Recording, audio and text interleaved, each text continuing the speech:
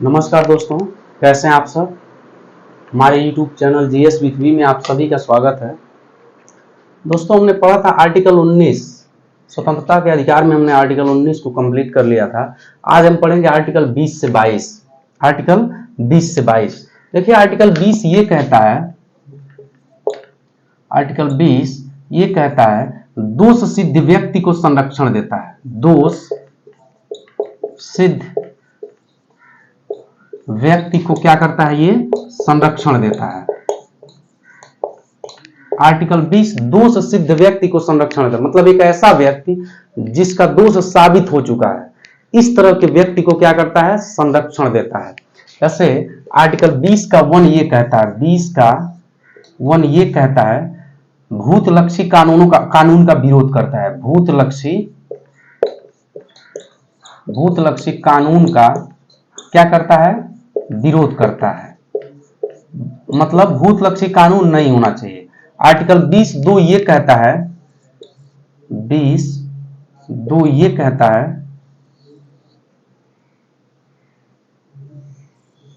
Article 20(2) ये कहता है दोहरा दंड नहीं होना चाहिए। क्या नहीं होना चाहिए, दोहरा दंड का प्रावधान नहीं होना चाहिए। दोहरे दंड के प्रावधान का विरोध करता है,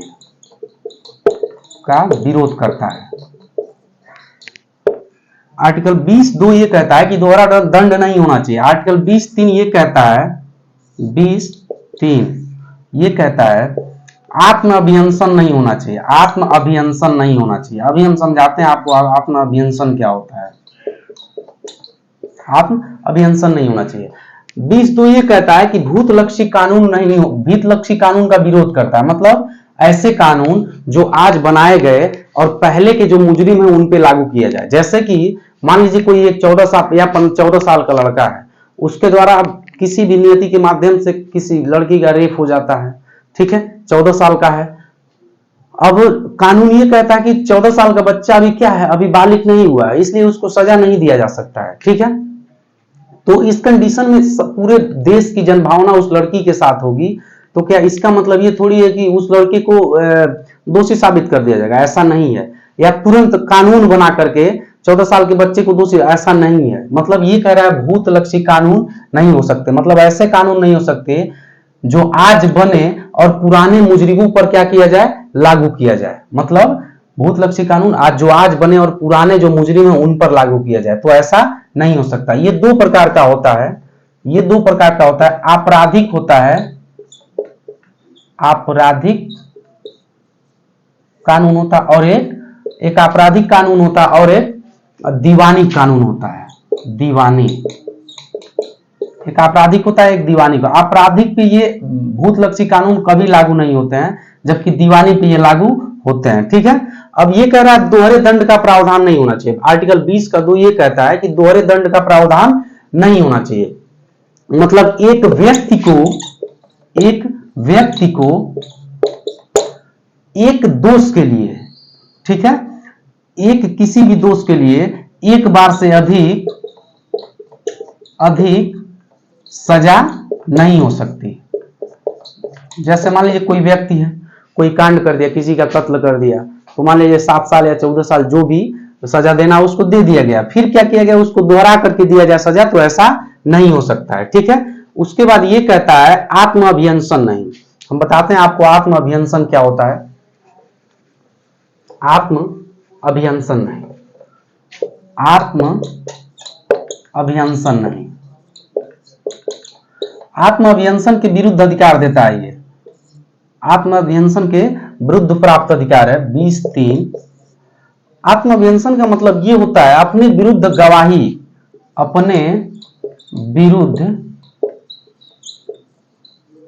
गवाही देने के लिए आपको बाध्य नहीं किया जाता। गवाही देने के लिए बाध्य नहीं किया जा सकता।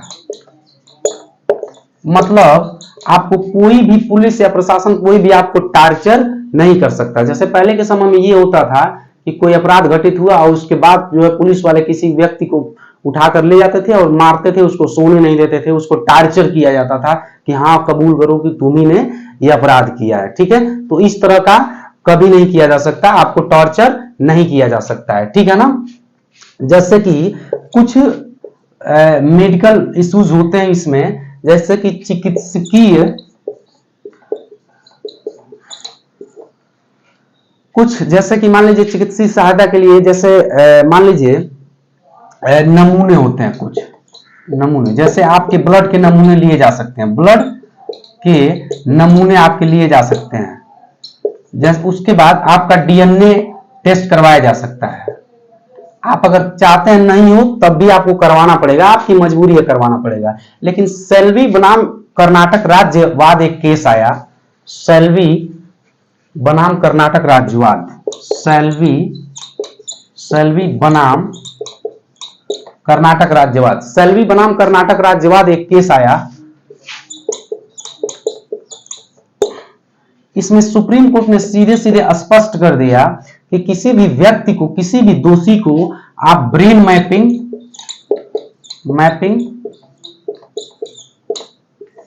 नार्को टेस्ट, ब्रेन मैपिंग हो गया, नार्को टेस्ट हो गया, उसके बाद एक दो और होता है, ब्रेन मैपिंग हो गया, नार्को टेस्ट हो गया, एक इस तरह कई सारे, पॉलीग्राफी टेस्ट हो गया, एक पॉलीग्राफी टेस्ट हो गया। इसके लिए आप किसी भी दोषी को क्या कर सकते हैं, प्रतिबद्ध नहीं कर, मतलब जबरदस्ती नहीं किया जा सकता, आपकी इच्छा के विरुद्ध कभी भी आपके साथ नहीं किया जा सकता, ये ठीक है। ये हो गया आपका दुष्सिद्ध व्यक्ति को संरक्षण। उसके बाद आर्टिकल 21 क्या कहता है, आर्टिकल 21 ये बहुत इंपॉर्टेंट है।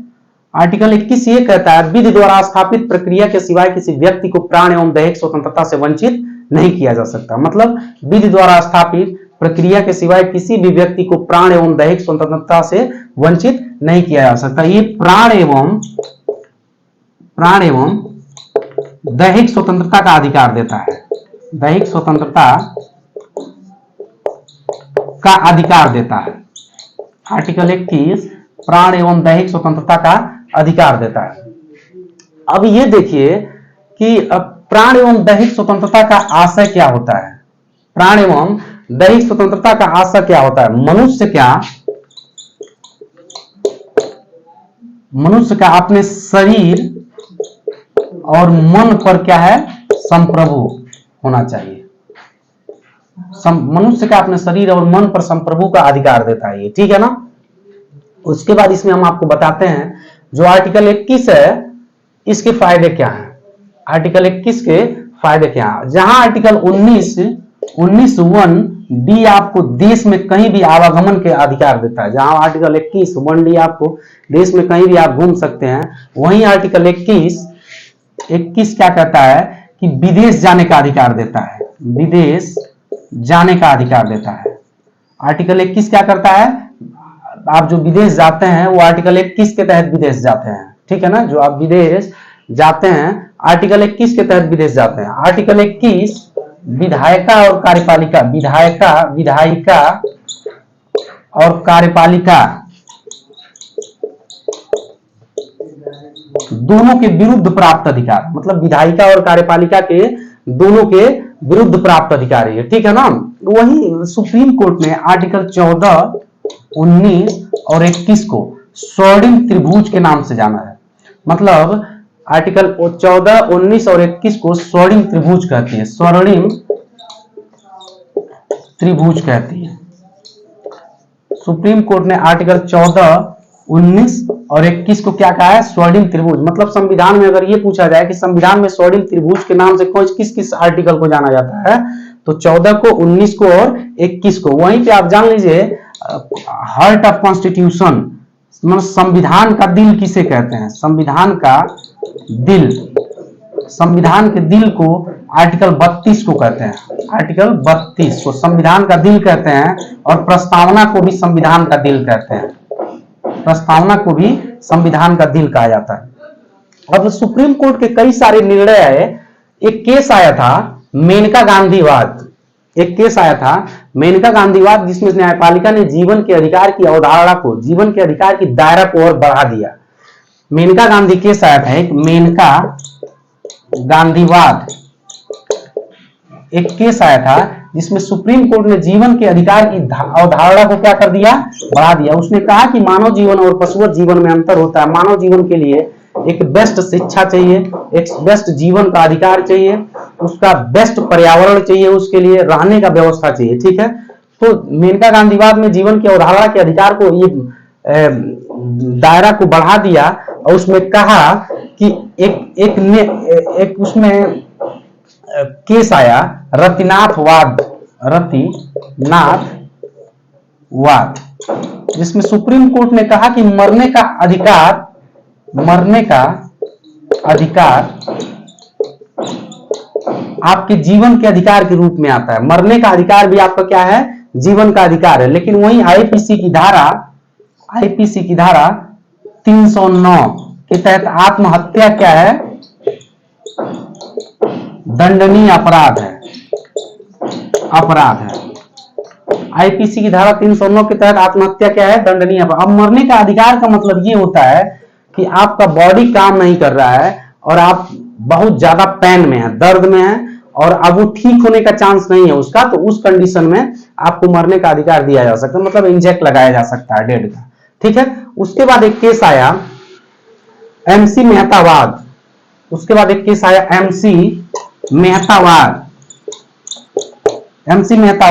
जिसमें स्वच्छ पर्यावरण का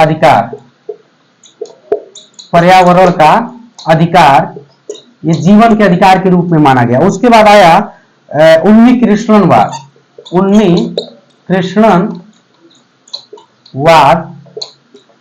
इसमें शिक्षा के अधिकार को जीवन के अधिकार के रूप में देखा गया। शिक्षा के अधिकार को जीवन के अधिकार के रूप में दिया गया। एक केस आया परमानंद कटारावाद,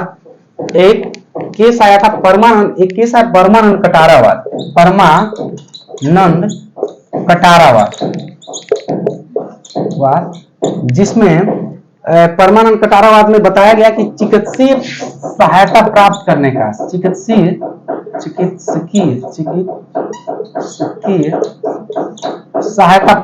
का अधिकार आपका जीवन के अधिकार के रूप में आता है। ठीक है, उसके बाद आया एक केस हुसैन आरा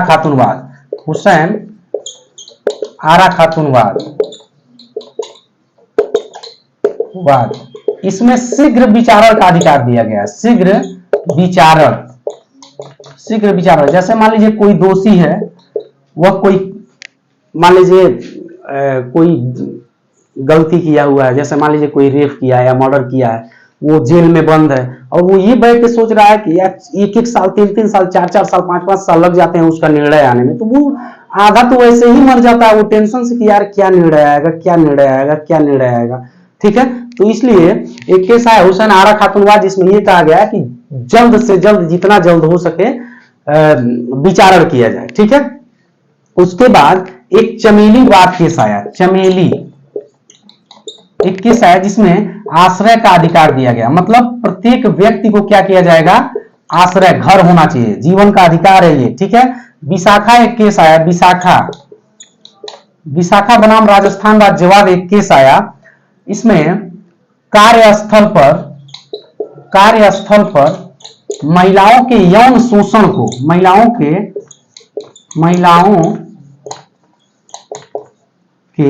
यौन शोषण के विरुद्ध प्राप्त अधिकार है। मतलब महिला कार्यस्थल पर, जैसे मान लीजिए कोई कंपनी है या कोई स्थान है जहां पे महिला गई है काम करने, उसका सीनियर है, अब क्या किया, महिला थोड़ी सी खूबसूरत है, उसको लाइन मारना स्टार्ट कर दिया। ठीक है, और अपने पोस्ट का उस पर दबाव दिखाना स्टार्ट कर दिया। ठीक है, कि उसको सेट कर रहे हैं, लाइन मार रहे हैं, इसके साथ किसी भी तरह का रिलेशन बना है, इस तरह का बहुत ज्यादा चलता है। तो इसके विरुद्ध अधिकार विशाखा बनाम राजस्थान राज्यवाद में दिया गया है। ठीक है, यह भी जीवन का अधिकार के रूप में आता है। ठीक है, ये तो सारे केस हो गए। इसके बाद हम पढ़ते हैं आर्टिकल 22।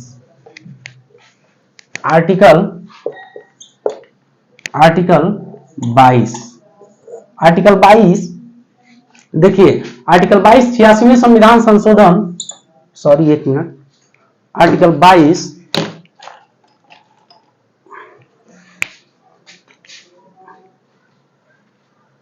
आर्टिकल 22 86वें संविधान संशोधन कॉन्स्टिट्यूशनल अमेंडमेंट 2002 के द्वारा लाया गया था। आर्टिकल 22 ये कहता है 6 से 14 वर्ष के बच्चों को, 6 से 14 वर्ष के बच्चों को निःशुल्क, ध्यान रखिएगा, निःशुल्क शिक्षा एवं अनिवार्य शिक्षा मतलब ये कहता है कि आर्टिकल 22 ये कहता है, ये आर्टिकल 22 लाया कब? 86वें संविधान संशोधन 2002 द्वारा लाया गया था। आर्टिकल 22 ये कहता है 6 से 14 वर्ष के बच्चों को निःशुल्क शिक्षा और अनिवार्य शिक्षा। आर्टिकल 22 ये नहीं कहता कि सभी बच्चों को निःशुल्क शिक्षा और अनिवार्य शिक्षा, सभी बच्चों को नहीं देता है, ओनली 6 से 14 वर्ष के बच्चों को निःशुल्क शिक्षा और अनिवार्य शिक्षा देता है। ठीक है ना? ये 22A है, सॉरी आर्टिकल 22 सॉरी आर्टिकल 21 ये है, ए है, आर्टिकल 21 ए है, ये आर्टिकल 21 ए है। ठीक है, आर्टिकल 21 ए है ये। आर्टिकल 21 ये कहता है, आर्टिकल 21 से 86वें संविधान संशोधन द्वारा लाया गया वर्ष 2002 में, और ये कहता है कि 6 से 14 वर्ष के बच्चों को निःशुल्क शिक्षा होना चाहिए और अनिवार्य शिक्षा होना चाहिए। ठीक है, आर्टिकल 22 हम पढ़ते हैं। आर्टिकल 22 ये कहता है गिरफ्तारी और निरुद्ध के विरुद्ध संरक्षण देता है। ठीक है, गिरफ्तारी और निवारक निरोध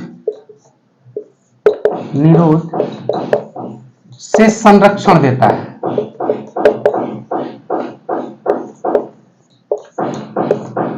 गिरफ्तारी और निवारक निरोध से संरक्षण। गिरफ्तारी घटना घटित होने के बाद होती है, घटना घटित होने के बाद होती है।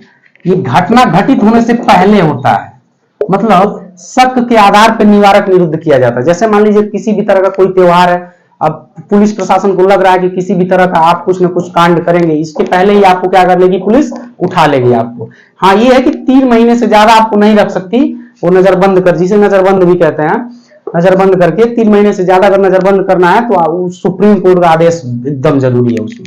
ठीक है, अभी घटना घटित होने के बाद अगर आपको गिरफ्तार किया जाता है तो इसमें गिरफ्तारी का कारण पूछने का अधिकार है आपको, गिरफ्तारी का कारण पूछने का। गिरफ्तारी के बाद आपको अपने पसंद के वकील रखने की आपको स्वतंत्रता है।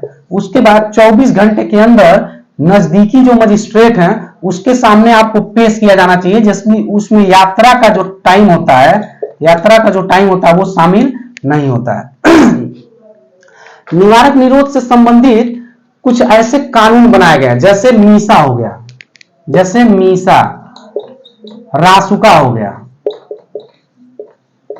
जैसे मीसा हो गया, रासुका हो गया, टाडा हो गया,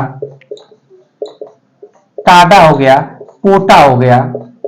ये सब क्या है? निवारक निरुद्ध से संबंधित ये सब कानून है। ठीक है ना? ठीक है, ओके बाय दोस्तों। इसके बाद हम पढ़ते हैं नेक्स्ट क्लास में।